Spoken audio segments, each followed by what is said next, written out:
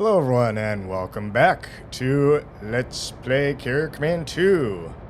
So we have a bit of a problem here. As we have moved north, we have, inadvertently run into the enemy carrier there. And somehow I seem to have launched a cruise missile at it. I did not intend to do that. But anyway, that's what I did. And yeah, it's definitely coming towards us because the red lights on the flight deck are the bow of the ship. So we need to try and do this. Now, unfortunately, we are really not in a very good position to make this happen. We have a very limited number of torpedoes.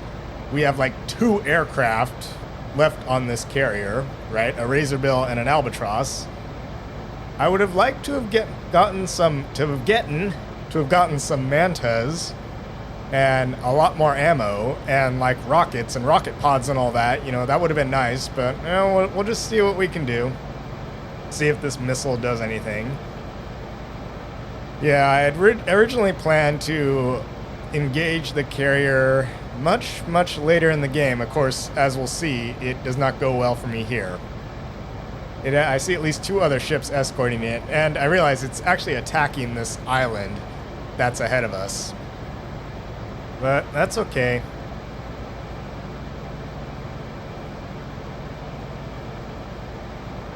Looks like it's launching cruise missiles at the island. And according to the camera here, it's still at least 10,000 meters away, probably a little bit more. It looks like it's kind of moving back and forth and back and forth. Its bow is pointed directly towards us. Ideally, if I can, I want to try and torpedo snipe it, right? Because we know that the torpedoes move at 50 meters per second, thereabouts. And yeah, it looks like it's literally just beyond 10,000 meters. So if we set the torpedoes to around, maybe like 190 seconds for their activation time, then maybe the torpedo will activate right before the impact. Okay, and looks like it impacted. Looks like it hit it. I don't know how much damage we did. Our radar is picking up the missiles and stuff.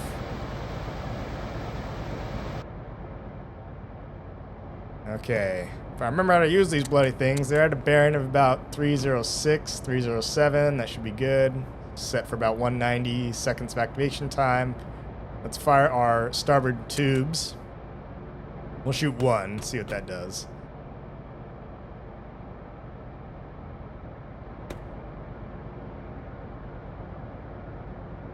Yeah, and of course the torpedoes are very slow, so indeed, yeah, they're hitting the island of Stavros there.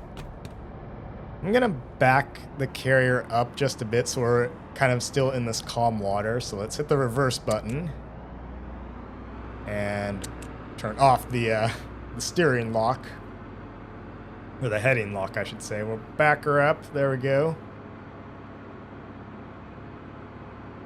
Yeah, that way our starboard side is kind of facing them. Oh yeah, look at that. See that? Yeah, they're doing rocket attacks on that island. Although I have not managed to really play a game where you get rockets. From my understanding, rockets are just, crazy. They destroy everything, basically.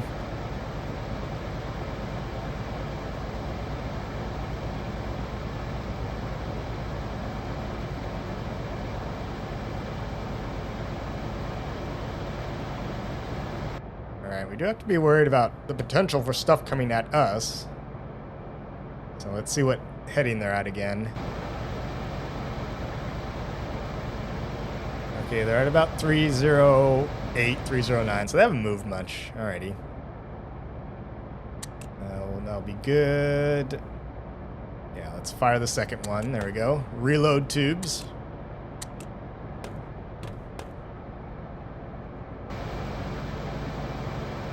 Maybe we should shoot another missile at it.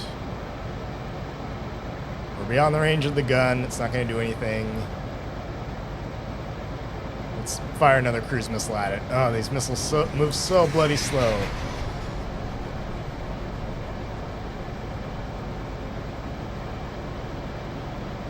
Well, don't worry, folks. I was trained by Tactics McTacterson. He's the most tactical guy in the Navy. So we'll be just fine. I know all about tactics, everything there is to ever know about tactics ever. That's why they gave me a commission and put me in command of this carrier, don't you know? I'm just super special like that.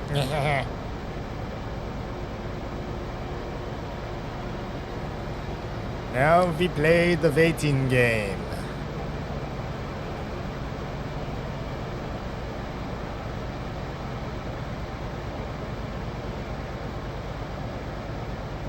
Oh, yeah, he's got some aircraft. That's an albatross.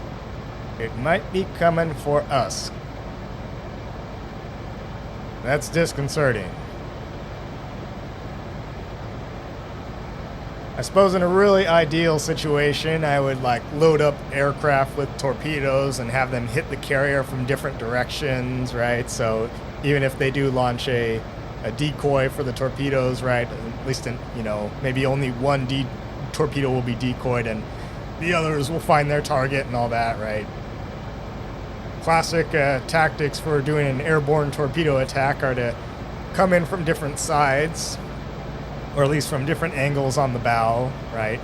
Maybe like 45 degrees off of each bow, and you sort of catch them in a crossfire in a way of torpedoes, so that no matter which way they turn, they're gonna expose their broadside, either port or starboard, to a torpedo. Of course, that's with, unguided torpedoes.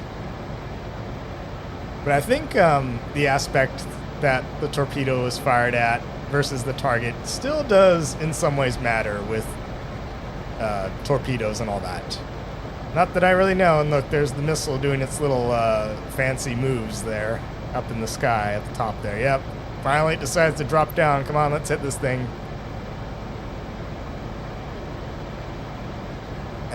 Did we hit it or did we hit the ocean? Crosshair was right on the carrier, I'll tell you that. Oh man, look at all this stuff. Yeah,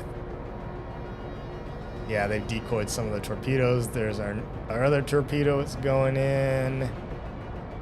Look at the torpedo. That one torpedo has totally been decoyed and it's flipped all the way around. This is redonkulous. Okay, that other one's just gone active. I don't know if it's gonna hit. Something tells me no. Oh, we got a missile coming at us.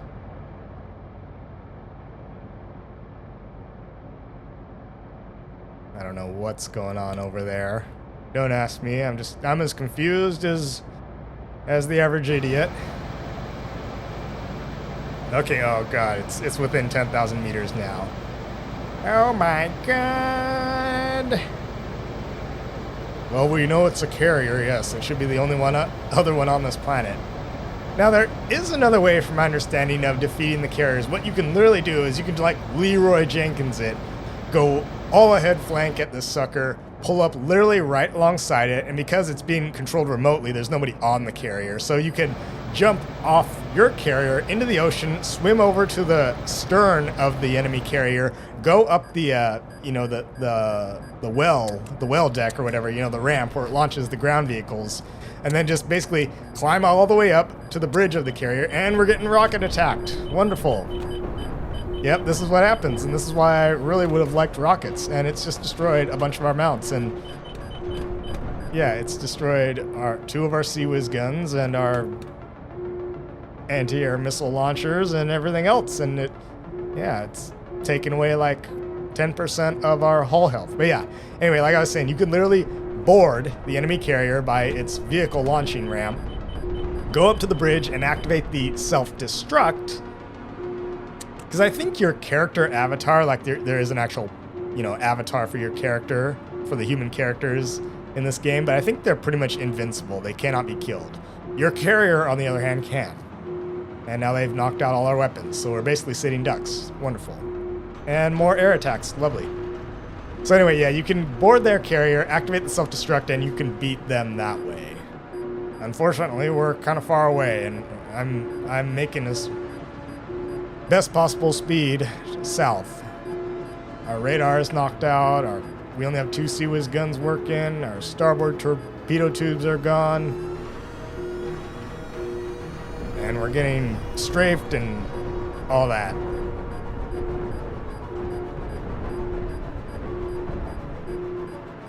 Yes, this is not good. You know, let me tell you, this is just blatantly unfair. This game sucks. It's so unfair.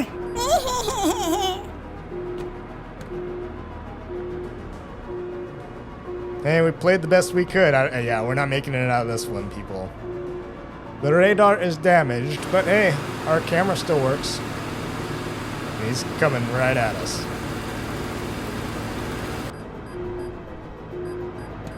I did the best I could. Yeah, we got 41% on our hull left. Suppose we could try shooting more torpedoes at it from our port side tubes, but I don't think that's gonna do much.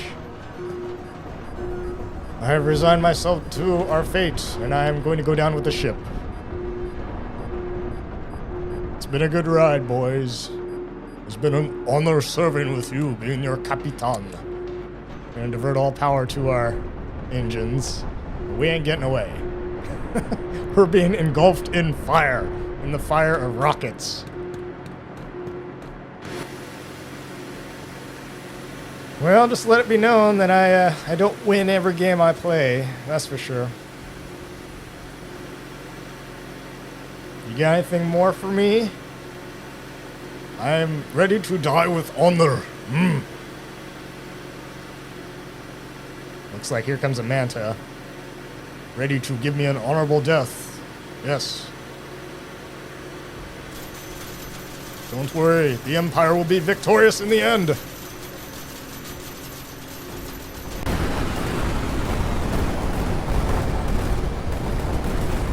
This is Captain Oparo, Division Commander of UEC Deep Space Colony Command, reporting to UEC Command. ACC Omega completed its archipelago seeding soon after destroying the ACC Epsilon. 2.6 minutes ago, a synchronized detonation was triggered. I have already detected major tectonic upheavals on all land masses, and have calculated that at this rate, nothing will remain of the Telos colony within the hour.